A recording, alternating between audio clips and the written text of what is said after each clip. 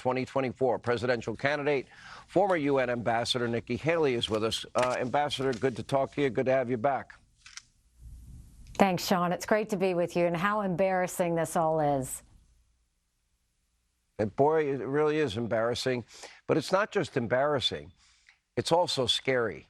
I've been spending an awful lot of time in the last couple of weeks talking about all the people that are coming in through our southern border that Joe has kept open, coming from Iran and Syria, other Middle Eastern countries. But many others are also coming from China. Many others are coming from Russia.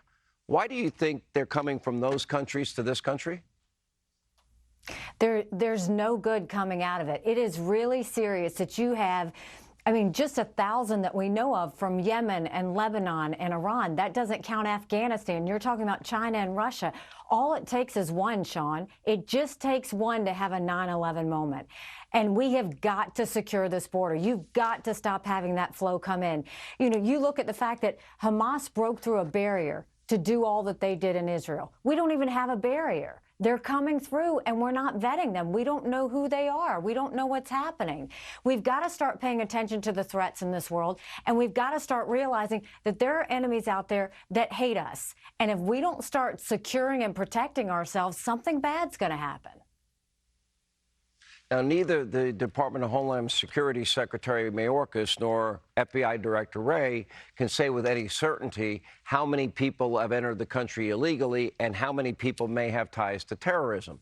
Now, Ron Johnson of Wisconsin, the senator, he thinks it's somewhere around 8 million illegal immigrants that Joe Biden has allowed into the country unvetted, and that includes the, quote, gotaways. My question to you is, I don't have any doubt that among those 8 million people, that there are people with terrorist ties, people that will plot, plan, and scheme a 9/11 or worse. I would say it's 100% certainty, but I'll add this caveat. I pray to God that I'm wrong. 240,000 came in last month, and 13 known terrorists, suspected terrorists, came in through our border last month that we know of. 13. How many do we not know of? It really is a dereliction of duty. There's not an American in this country that feels safe right now for what's happening. We've got to put an end to it. And it's not that hard. Defund sanctuary cities. Put 25,000 more Border Patrol and ICE agents on the ground and let them do their job. Stop catch and release, and let's do catch and deport. But the main thing, go back to the Remain in Mexico policy so they never step foot on our soil in the first place. They have to process from there. We have to do it. Our schools can't continue to take this. Our hospitals can't continue to take this. We can't continue to have the crime, and we can't afford to put Americans at risk. And that's what Joe Biden's doing every day. He's putting America at risk. And a president has one job, and that's to keep their people safe, and he has not done that. Let me ask you this, and you're in a pretty unique position to answer this, and we talked about this the last time you were on the program, and that has to do with these globalist organizations. For example, tell me if I'm wrong that the United Nations, of which we pay billions of taxpayer dollars every year to fund it, has been historically anti-American and anti-Semitic. Is that a true statement? That's a true statement. Okay. My question is, why are we funding it? Why do we bother to participate? Then we can go to the WHO, another globalist organization. Did they not cover up for what they knew about China and their role with the COVID-19 virus? Is that true? That is true, and they're bought and paid for by the Chinese, and that played out in real time.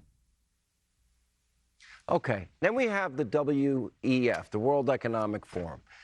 It seems that the World Economic Forum is about taking American money and redistributing our money around the world when we have, what, $36 trillion in debt.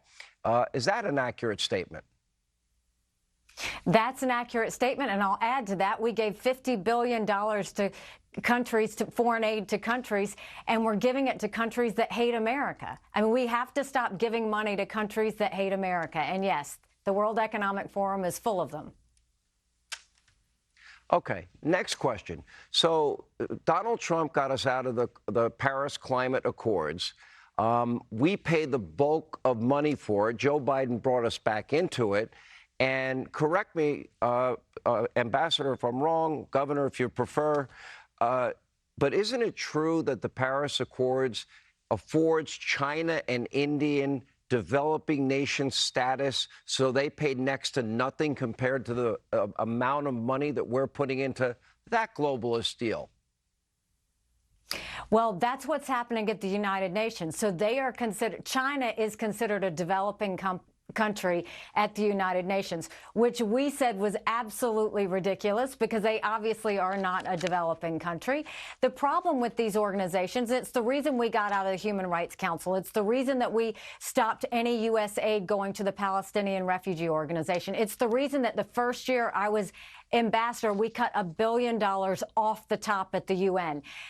All of these organizations, the World Health Organization, we shouldn't be a part of it. We should get out of it, and we should stay out of it. This all started when we helped China get into the World Trade Organization. We saw that as well. Bottom line is we need to be developing relationships with our friends, India, Japan, South Korea. You know, we need to start focusing on the Philippines. Let's build up our relationship with Arab countries in a way that we can go and defeat Iran. Those are the things that's better effective time than to go and sit there and pay too much attention to these organizations where all they do is talk about issues over and over again, and they never do anything. And by the way, Iran now, where if a woman does not cover her head, could be murdered and get the death penalty, or if you're discovered to be gay or lesbian, they're gonna kill you in Iran and give you the death penalty. They're now the head of the UN Human Rights Commission. That's not even a bad joke. Yes, that is how corrupt that organization is. So my final lead-up question is this: should America once and for all cut ties with all of these globalist organizations? And if you ever became president, would you do that? If I become president, we will get out of the Human Rights Council. We would certainly not get back into the Paris Climate Agreement. Would we get out of the UN? We would get out of the World Health Organization. The UN, the only thing is we would defund the UN as much as possible. The only reason, Sean, you don't get out of the UN is we're one country of 5 that has a veto. And the number of things we were able to stop China, Russia, and Iran from doing with that veto matters. And so you keep bad things from happening. But we don't have to pay at the level that we're paying, and we don't have to be in any of those other organizations. All right, Ambassador Nikki Haley, thank you so much for being with us. We appreciate it.